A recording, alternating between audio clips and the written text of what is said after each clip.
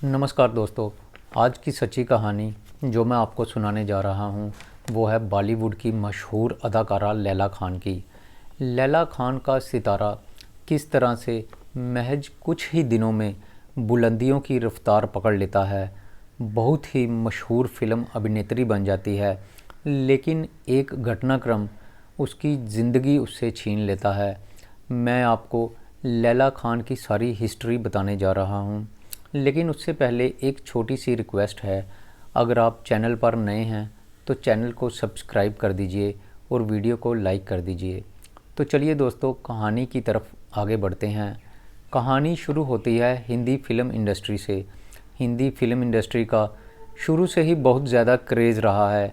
यहाँ पर लोगों के कैरियर रातों रात बनते देखे हैं। पाकिस्तान की रहने वाली एक लड़की जिसका नाम सेलिना था, वो भारत की फ़िल्म इंडस्ट्री से बहुत प्रभावित थी। बहुत खूबसूरत लड़की थी। उसको लगता था कि अगर मैं हिंदुस्तान चली जाऊं तो मुझे भी फ़िल्मों में रोल मिल जाएगा और मैं रातों रात स्टार बन जाऊंगी। यही सोचकर वो हिंदुस्तान आ जाती है और यहाँ पर कई फ़िल्म स्टूडियो के चक्कर लगाती है। भला की खूबसूरत थी वो। फ़िल्म डायरेक्टर जब उसको देखते हैं तो उसकी खूबसूरती से सभी इम्प्रेस हो जाते हैं, लेकिन फ़िल्म में कोई भी उसको रोल देकर रिस्क नहीं लेना चाहता था। एक नई हीरोइन को अपनी फ़िल्म में लेकर एक रिस्क वाला काम हो जाता है, क्योंकि अगर तो दर्शकों को नई हीरोइन का काम पसंद आ गया तो फिर तो फ़िल्म जो है वो हिट हो जाएगी, लेकिन अगर काम पसंद नहीं आता तो फिर पैसा डूबने का भी ख़तरा रहता है। इसलिए उसको फ़िल्मों में छोटे मोटे रोल जो हैं वो ऑफ़र किए जाते हैं, लेकिन कोई भी लीड रोल उसको नहीं मिल रहा था। लेकिन सेलिना छोटे रोल से खुश नहीं थी, इसलिए यहाँ पर कुछ देर काम करने के बाद वो आसिफ शेख से शादी कर लेती है। और आसिफ शेख जो है वो बहुत ही अमीर आदमी था। सेलिना को उसने ज़िंदगी की तमाम खुशियाँ दी, लेकिन फिर भी आसिफ शेख और सेलिना की जो शादी है वो ज़्यादा देर तक नहीं बनती। सेलिना आसिफ शेख से तलाक ले लेती है और उसके बाद नादिर शाह पटेल से शादी कर लेती है। इन दोनों के घर में एक बेटी पैदा होती है। अब सेलिना का नादिर शाह से भी मन भर जाता है, वह उससे भी तलाक ले लेती है। उसके बाद सेलिना तीसरी शादी करती है। परवेज़ टाक नाम के आदमी के साथ सेलिना का तीसरा निकाह होता है। परवेज़ टाक जम्मू कश्मीर के किश्तवाड़ ज़िले का रहने वाला था। वहाँ पर वो ठेकेदारी का काम करता था। जब सेलिना से उसकी शादी हो जाती है तो वो अपना सारा व्यापार, सारा बिज़नेस जम्मू कश्मीर से छोड़कर सेलिना के साथ मुंबई में आकर रहने लगता है।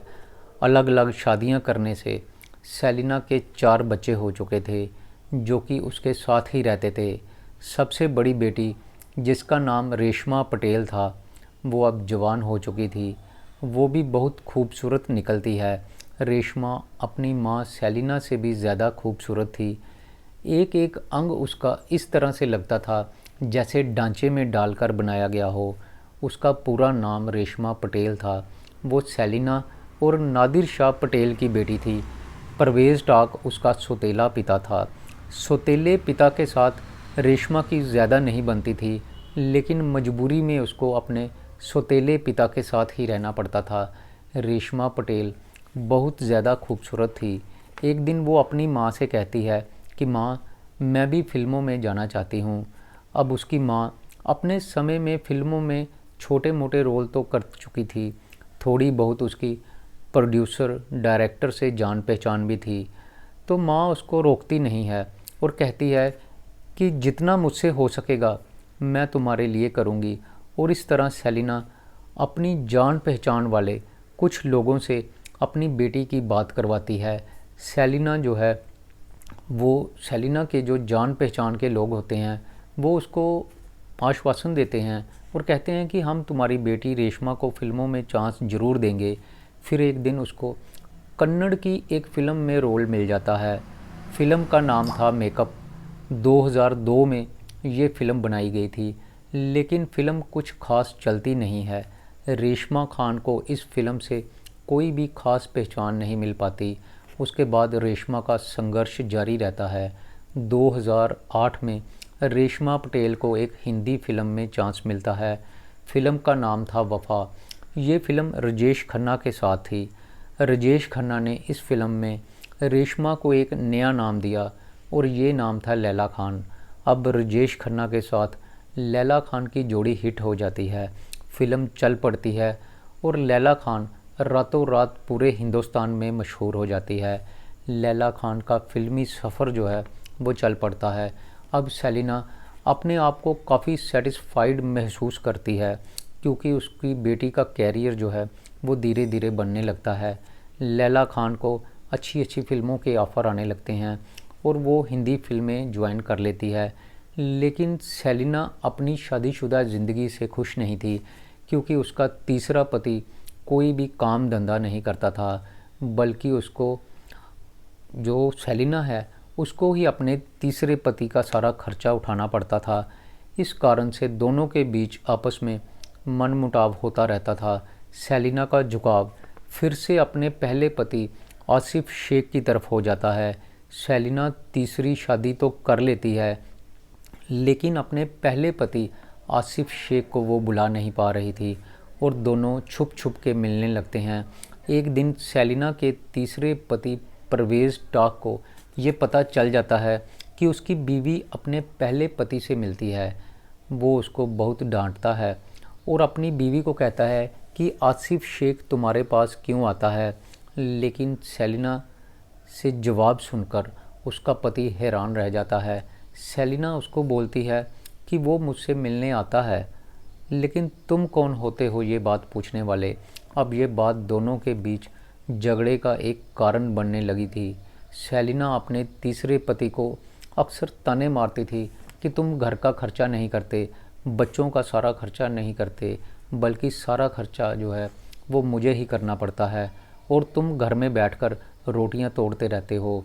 दूसरी तरफ परवेज़ जम्मू कश्मीर में अपनी सारी प्रॉपर्टी बेचकर मुंबई में आ चुका था।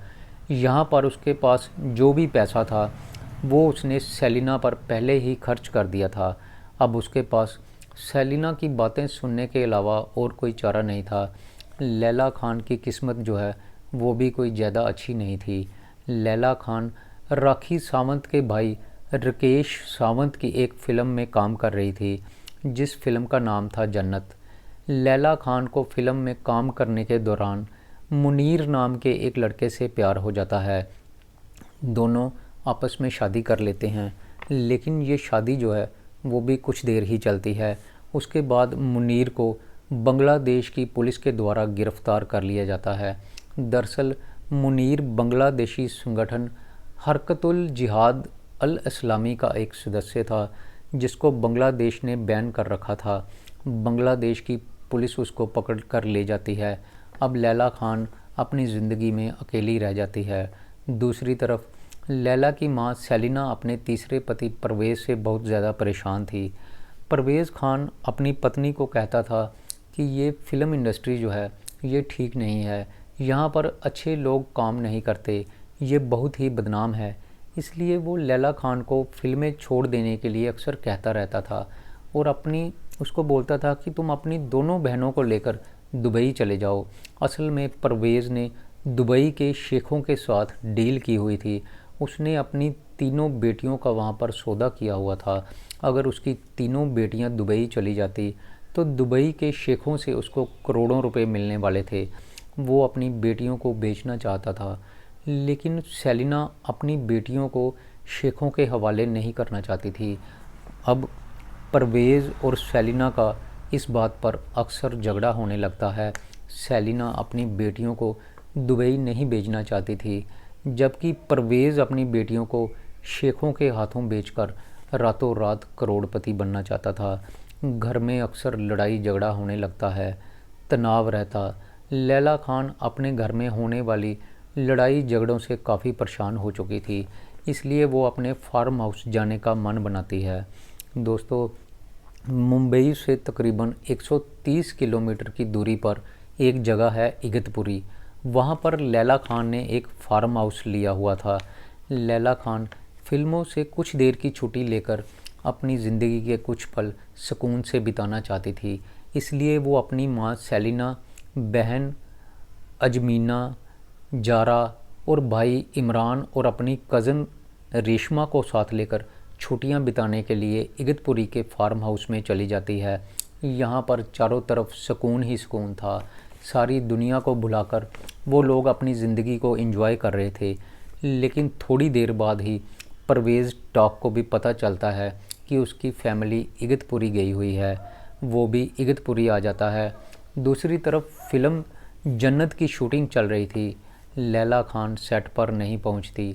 राकेश सावंत लैला को कई बार फ़ोन करता है, लेकिन लैला का फ़ोन जो है वो हमेशा स्विच ऑफ आ रहा था। काफ़ी देर ट्राई करने के बाद भी जब फ़ोन नहीं मिलता तो राकेश सावंत लैला के घर जाने का फ़ैसला करता है, क्योंकि जन्नत फ़िल्म का जो सेट था वो पूरा तैयार हो चुका था। लाखों रुपया उस पर लग चुका था। अगर समय पर लैला खान वहाँ पर नहीं आती तो लाखों करोड़ों रुपया डूबने का अंदेशा था। इसलिए राकेश सावंत लैला खान को लाने के लिए उसके घर पर पहुँच जाता है। यहाँ पर सिक्योरिटी गार्ड मौजूद थे। वो राकेश सावंत को पहले से ही जानते थे। राकेश सावंत जो है वो सिक्योरिटी गार्ड से पूछता है कि लैला कहाँ पर है। तो सिक्योरिटी गार्ड राकेश को बताता है कि लैला खान अपनी पूरी फैमिली के साथ इगतपुरी फार्म हाउस में छुट्टियां बिताने गई हुई है। वो उस फार्म हाउस का उसको पूरा एड्रेस देते हैं। राकेश सावंत उसी समय अपनी गाड़ी से मुंबई से 130 किलोमीटर दूर इगतपुरी पहुंच जाता है। इगतपुरी जाने के बाद फार्म हाउस में जब वो पहुंचता है तो फार्म हाउस में उसको लैला का सौतेला पिता परवेज़ टॉक मिलता है। राकेश परवेज़ टॉक को लैला के बारे में पूछता है तो वो राकेश को बताता है कि वो लोग यहाँ पर नहीं है। उसकी पत्नी सेलिना अपनी पूरी फैमिली को लेकर दुबई चली गई है। राकेश अब टेंशन में आ जाता है। करोड़ों रुपया फ़िल्म पर लगा हुआ था। वो परवेज़ से दुबई का एड्रेस मांगता है और कहता है कि दुबई में मेरे जान पहचान के काफ़ी लोग हैं, तुम मुझे वहाँ का एड्रेस दो, मैं उनसे कांटेक्ट करके उनको यहाँ पर आने के लिए बोल दूँगा। लेकिन परवेज़ कहता है कि मुझे ये नहीं मालूम वो दुबई में कहाँ पर हैं, मुझे दुबई के उनके एड्रेस का नहीं पता। अब राकेश की टेंशन और बढ़ने लगती है। उसको समझ आने लगती है कि यहाँ पर रहने से अब कोई फ़ायदा नहीं, परवेज़ से उसको कोई भी जानकारी हासिल होने वाली नहीं है। इसलिए वो वापस चला जाता है। लेकिन राकेश जो है उसके लिए चुपचाप बैठना भी कोई आसान काम नहीं था। उसका सारा पैसा डूबने का अंदेशा था। अगर वो फ़िल्म कंप्लीट नहीं होती तो राकेश सावंत रातों रात सड़क पर आ जाता, क्योंकि उसका करोड़ों रुपया ऑलरेडी इस फिल्म पर लग चुका था।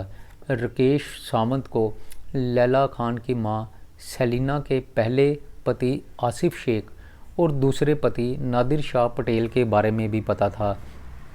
राकेश को ये भी पता था कि लैला खान जो है वो सेलिना के दूसरे पति नादिर शाह पटेल की बेटी है और दोनों बाप बेटी का आपस में काफ़ी अच्छा संबंध था। लैला खान अपने पिता नादिर शाह से फ़ोन पर अक्सर बातचीत करती रहती थी। उसको लगता है कि हो सकता है कि नादिर शाह पटेल को इस बात का इल्म हो कि लैला खान इस समय कहाँ पर है। इसलिए वो नादिर शाह के पास जाता है और नादिर शाह से लैला खान के बारे में पूछता है। नादिर शाह जो है वो राकेश को बोलता है कि तुम उसके सौतेले पिता परवेज़ टॉक से पूछो, वह तो उनके साथ ही रहता है। तो राकेश कहता है कि मैंने उनसे पूछा था, लेकिन वो कहता है कि मुझे दुबई के एड्रेस का कुछ भी नहीं पता। नादिर शाह ये सुनकर चिंता में पड़ जाता है, क्योंकि बेशक उसका अपनी पत्नी सेलिना के साथ तलाक हो चुका था, लेकिन फिर भी बेटी तो बेटी होती है। वो अपनी बेटी लैला खान के साथ अक्सर बातचीत करता रहता था। बेटी जब गुम हो गई तो वो चिंता में पड़ जाता है और वो राकेश के साथ पुलिस स्टेशन जाता है और वहाँ पर सेलिना और उसकी बेटियों लैला खान, ज़ारा, अस्मीन और बेटे इमरान की गुमशुदगी की रिपोर्ट दर्ज करवाता है। रिपोर्ट में नादिर शाह ये भी लिखवाता है कि उसको आसिफ शेख और परवेज़ टॉक पर शक है। हो सकता है कि इन्होंने ही उन लोगों को गायब किया हो। पुलिस वाले आसिफ शेख के घर पर जाते हैं, उसको हिरासत में लेते हैं और उससे पूछताछ करते हैं, लेकिन आसिफ शेख किसी भी तरह से उनको इस मामले में दोषी नहीं लगता, इसलिए उसको छोड़ दिया जाता है। अब ये लोग इगतपुरी फार्म हाउस जाते हैं। फार्म हाउस में पुलिस वालों को परवेज़ मिलता है। वो वहाँ पर अकेला रह रहा था। परवेज़ अपनी कहानी दोहराता है। जो कहानी उसने राकेश सावंत को सुनाई थी, वही कहानी वो पुलिस वालों को सुनाता है कि सेलिना अपनी फैमिली को लेकर दुबई चली गई है, लेकिन वो मुझे बताकर नहीं गई, इसलिए मुझे उनके एड्रेस का कोई भी पता नहीं है। अब पुलिस वाले हर जगह उनकी तलाश करते हैं। घटना को महीना, 2 महीने, 3 महीने बीत जाते हैं, लेकिन सेलिना और उसकी फैमिली का कोई भी पता नहीं चलता। पुलिस वाले फ़ाइल को बंद कर देते हैं और आराम से बैठ जाते हैं। ऐसा करते करते धीरे धीरे इस घटना को 1.5 साल बीत जाता है।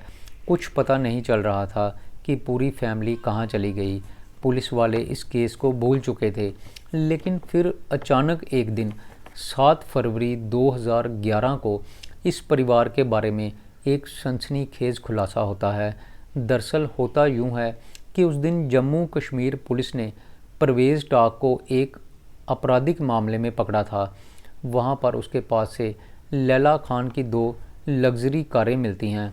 पुलिस वाले जब उसको इन महंगी कारों के बारे में पूछते हैं तो वो कोई भी सही जवाब नहीं दे पाता। पुलिस वाले उसका रिमांड लेते हैं और रिमांड पर लेकर जब उससे सख्ती से पूछताछ की जाती है तो वो इगतपुरी में 6 कत्ल की बात भी स्वीकार करता है और कहता है कि वही इगतपुरी में 6 लोगों का कत्ल करके यहाँ पर आया था और ये कारें जो है वो लैला खान की है। पुलिस ये सब सुनकर सन्न रह जाती है। मुंबई पुलिस को बुलाया जाता है और परवेज़ को उनके हवाले कर दिया जाता है। मुंबई पुलिस परवेज़ से पूछताछ करती है। परवेज़ को 3rd डिग्री दी जाती है। तो परवेज़ बताता है कि 2011 में ही इगतपुरी के फार्म हाउस में सेलिना और उसके बच्चों की हत्या कर दी गई थी। फिर उनकी लाशों को उसने उसी फार्म हाउस में गड्ढा खोदकर दफन कर दिया था। पुलिस वाले अब फार्म हाउस पर पहुंचते हैं। बताई हुई जगह पर जब वो लोग खुदाई करते हैं तो वहां से 6 नर कंकाल बरामद होते हैं। इन कंकालों को कब्जे में लेकर पुलिस वाले उनका डीएनए टेस्ट करवाने के लिए सैंपल भेजते हैं। तो पता चलता है कि 5 कंकाल जो हैं वो औरतों के थे और 1 कंकाल पुरुष का था और उनका डीएनए टेस्ट ये बताता था कि सभी लोग एक ही परिवार के थे। अब परवेज़ टाक से पूछा जाता है कि तुमने ये 6 हत्याएं क्यों की? तो परवेज़ बताता है कि मैं जब जवान था तो सेलिना ने मुझसे शादी की। मैं अपना सब कुछ बेच बाच कर उसके साथ रहने लगा। मैंने उसकी हर तरह से परिवार को पालने में मदद की, लेकिन फिर भी वो अपने पहले पति आतिफ शेख से मिलना जुलना बंद नहीं कर रही थी। ये बात मुझे पसंद नहीं थी। दूसरा, उसने अपनी सारी प्रॉपर्टी अपने पहले पति के नाम पर कर दी थी, आतिफ शेख के नाम पर कर दी थी। वो अपने पति को सारी प्रॉपर्टी देकर मुझे सड़क पर लाना चाहती थी। परवेज़ बताता है कि उसने अपनी पत्नी को सबक सिखाने का मन काफ़ी देर पहले ही बना लिया था। इसके लिए वो किश्तवाड़ गया। वहाँ पर उसने अपनी एक जान पहचान के व्यक्ति शकीर वानी को बुलाया और इगतपुरी के फार्म हाउस में उसको चौकीदार की नौकरी पर रख दिया। पहले वाले चौकीदार को उसने बहाने से नौकरी से निकाल दिया। उसके बाद जब लैला खान अपनी माँ, अपनी भाई और बहनों के साथ इगतपुरी में छुट्टियां बिताने के लिए गई तो उसके 3 दिन बाद ही परवेज़ आसिफ शेख और सेलिना से प्रॉपर्टी के मुद्दे पर लड़ पड़ता है। आसिफ शेख तो अब बहुत दूर था, उससे तो फ़ोन पर ही बातचीत हुई थी, लेकिन सेलिना उसके पास थी, उसके काबू में थी। वो फार्म हाउस में सेलिना को लोहे की रॉड से पीटना शुरू कर देता है। सेलिना चिल्ला रही थी। उसकी फैमिली के बाकी मेंबर जो हैं वो ऊपर के फ्लोर पर पार्टी कर रहे थे। माँ की चीखने चिल्लाने की आवाज़ें सुनकर लैला खान और उसकी फैमिली के जो बाकी मेंबर हैं, भाई बहनें, वो जैसे ही नीचे आते हैं वो ये देखकर हैरान रह जाते हैं कि सेलिना मर चुकी थी। परवेज़ को लगने लगता है कि ये लोग पुलिस में जाकर उसके खिलाफ गवाही देंगे, इसलिए वो शकीर वानी को बोलता है कि सभी को जान से मार दो। फिर दोनों मिलकर सभी को जान से मार देते हैं और फार्म हाउस में ही गड्ढा खोदकर 6 लाशों को उसमें दबा दिया जाता है। परवेज़ कुछ दिन फार्म हाउस में रहता है, फिर लैला की दोनों कारें लेकर वो किश्तवाड़ चला जाता है और वहाँ पर मज़े से वो अपनी ज़िंदगी गुजार रहा था। लेकिन घटना के 1.5 साल बाद वो एक अन्य आपराधिक मामले में जम्मू कश्मीर पुलिस के हत्थे चढ़ा और जब उसको इंटेरोगेट किया गया, जब उससे सख्ती से पूछताछ की गई, तो उसने अतीत में 6 हत्याएं करने की बात भी जो है वो कबूल कर ली। परवेज़ को गिरफ़्तार करके जेल भेज दिया जाता है। मुकदमा चलता है, तारीख पर तारीख मिलती रहती है। 24 मई 2024 को मुंबई की सेशन कोर्ट ने 13 साल पहले इगतपुरी के फार्म हाउस में हुई 6 हत्याओं का फैसला सुनाना था। हत्याओं का फैसला देखने के लिए अदालत पूरी तरह से भरी हुई थी। कोर्ट रूम में पैर रखने की भी जगह नहीं थी। सेलिना के पहले दोनों पति जो हैं वो भी कोर्ट में मौजूद थे। दूसरी तरफ परवेज़ टाक कैटगरी में खड़ा था। परवेज़ टाक के वकील ने कहा, मीलाड, मेरा मुवक्किल शरीर से काफ़ी कमज़ोर है, वो 6 हत्याएं नहीं कर सकता। अब दूसरी तरफ सरकारी वकील कहता है कि ऐसा तो किसी भी किताब में नहीं लिखा कि कोई दुबला पतला आदमी कत्ल नहीं कर सकता। अब बचाव पक्ष कहता है कि जज साहब, जिस समय 6 हत्याएं हुई, मेरा मुवक्किल उस समय इगतपुरी में था ही नहीं, वह तो मुंबई में था। तो जज साहब पूछते हैं कि क्या आपके पास इस बात का कोई सबूत है कि परवेज़ उस समय मुंबई में मौजूद था? लेकिन बचाव पक्ष के वकील इस बारे में कोई भी सबूत पेश नहीं कर पाते।